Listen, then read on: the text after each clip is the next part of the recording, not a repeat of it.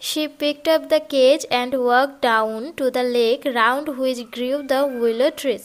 She stood at the edge of the rice fields, the stretched কখন at থেকে far. শুধু পড়েই যাচ্ছিস।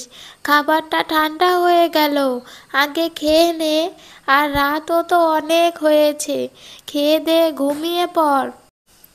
এই তো মা, এই অধ্যায়টা পড়েই বই রেখে দেব।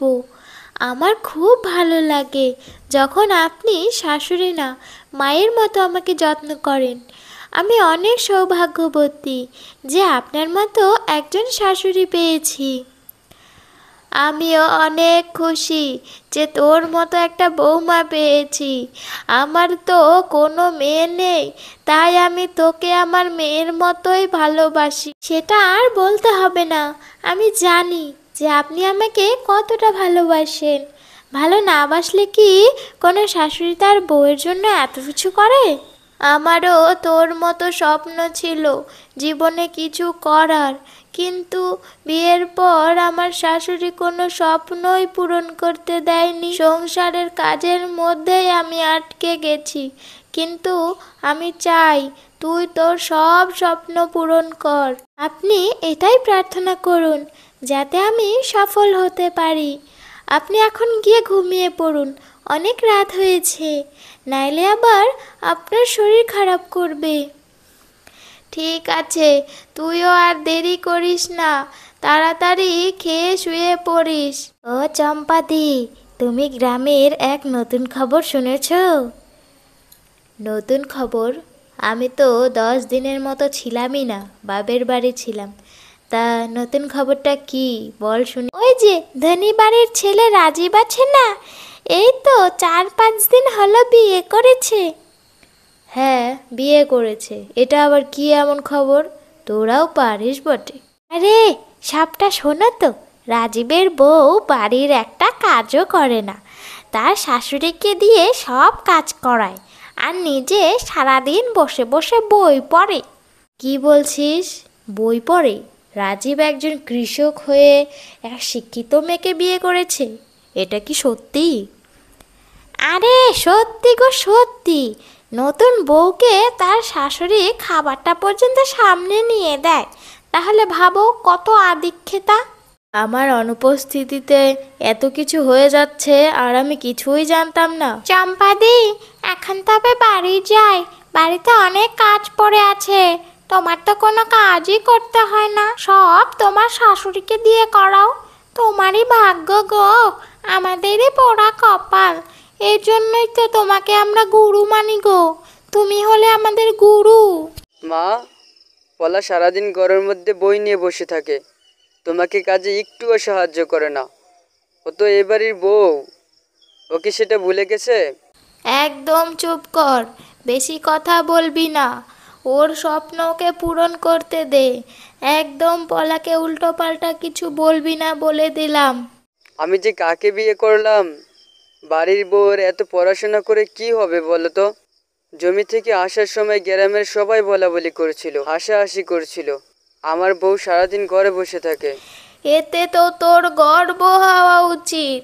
আমি কত আশা করেছিলাম যে তোকে পড়াশোনা শেখাবো, কিন্তু স্কুলের ব্যাগ দিয়ে স্কুলে পাঠালে তুই ফাঁকি মারতিস। এখন বুঝতে পারছিস পড়াশোনার মূল্য? আমার পড়াশোনা করতে ভালো লাগতো না, কিন্তু আমার সাথে ওর তুলনা হয় কি করে? ও হচ্ছে বাড়ির বউ, সংসারের কাজ করবে। তোর মধ্যে বিদ্যার জ্ঞান থাকলে এসব কথা বলতি না। আর তোর সময় মতো তো আমি তোকে খাবার দিচ্ছি, চুপচাপ থাকবি। বউয়ের ব্যাপারে তোকে এত ভাবতে হবে না। এভাবেই দিন কেটে যাচ্ছিল। একদিন বিকেলে রাজীবের বাড়িতে চম্পা ও আরও 2 বউ আসে। এ কি মাসিমা, ঘরে বউ রেখে আপনি কাজ করছেন যে?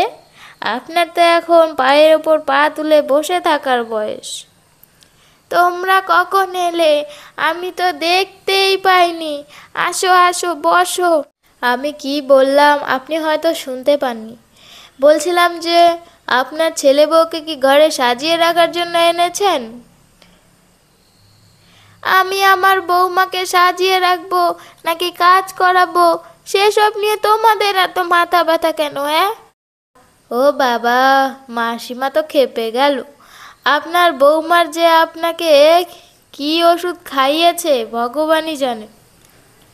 আচ্ছা, তুমি যে বলছো আমার বাড়ির বউ কাজ করে না কেন, তুমি বাড়িতে কটা কাজ করো সেটা বলো তো। সব কাজ তো তোমার শাশুড়িকে দিয়ে করাও। আপনার সাথে কথা বলে লাভ নেই। এই তোরা চল, ভেতরে চল, আমরা গিয়ে নতুন মহারানীকে দেখে আসি। তখন তারা পলার ঘরে গেল। গিয়ে দেখে পলা মেঝেতে বসে বই পড়ছে। বাবা গো, আমার জীবনে প্রথম এমন বউ দেখলাম যে কিনা বাড়ির কোনো কাজ না করে সারাদিন বই নিয়ে পড়ে থাকে। আমার শাশুড়িমা খুব ভালো, পড়াশোনায় আমাকে অনেক উৎসাহ দেয়, সেই জন্যই পড়তে পারছি, নাইলে মন দিয়ে পড়তে পারতাম না। আপনারা বসুন, বসে কথা বলি সবাই। না না, আমরা বসতে আসিনি, আমরা তো দেখতে এসেছি। গ্রামে নাকি উচ্চশিক্ষিত বউ এসেছে। শোনো শোনো, লোকে খারাপ বলবে, এসব ছেড়ে সংসারের কাজে মন দাও, বুঝলে? হ্যাঁ, সংসার তো করতেই হবে, তবে কয়েক মাস পরেই আমার পরীক্ষা। আপনারা প্রার্থনা করবেন আমি যেন আমার সব স্বপ্ন পূরণ করতে পারি। কয়েক মাস পর, মা, আমি শিক্ষিকার চাকরি পেয়ে গেছি, আর এটা শুধুমাত্র সম্ভব হয়েছে আপনার জন্য মা। আজ আমি অনেক খুশি। আমি কিছুই করিনি রে মা, তুই পরিশ্রম করেছিস আর সেটারই ফল পেয়েছিস। দেখ রাজীব, তোর বউ চাকরি পেয়েছে। আমাকে ক্ষমা করে দিও পলাম। আমি ভেবেছিলাম ঘরের বউরা পড়াশোনা করে কি করবে, কিন্তু এখন বুঝতে পেরেছি যে ঘরের বউরাও নিজেদের পায়ে দাঁড়াতে পারে। মা, আমাদের গ্রামে যে নতুন স্কুলটা হয়েছে সেখানেই আমি পড়াবো, আর গ্রামের বাচ্চা কাচ্চাদের টিউশনি পড়াবো। যারা খুব অভাবে দিন কাটায়, টাকার জন্য পড়াশোনা করতে পারে না, তারাও যেন পড়াশোনা করে ভালো জায়গায় পৌঁছাতে পারে।